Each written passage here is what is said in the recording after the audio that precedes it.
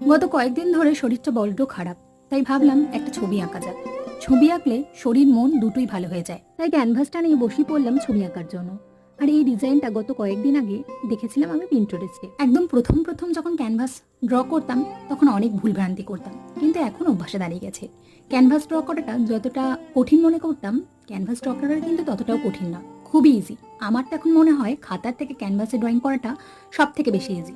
আচ্ছা, তোমাদেরকে বলে দিই, সবার প্রথমে একটা অরেঞ্জ কালার দিয়ে আমি বেসটা কমপ্লিট করে নিয়েছিলাম, আর তার উপরে আমি হোয়াইট দিয়ে পাপড়িগুলো করে নিয়েছি।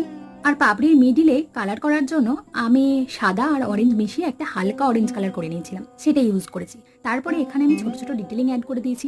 আর সবশেষে আমার মনে হয়েছিল ওই জায়গাটা যেন বড্ড ফাঁকা ফাঁকা লাগছে, তাই ওখানেও কয়েক কটা ফুল আর পাপড়ি অ্যাড করে দিয়েছিলাম। আর ফুল থাকবে সাথে কুড়ি থাকবে না তা কি হয়, তাই আমি কয়েক কটা কুড়িও পরে অ্যাড করেছি। তোমাদের সাথে কথা বলতে বলতে আমার ক্যানভাস আঁকা রেডি। তো কেমন হয়েছে অবশ্যই জানিও।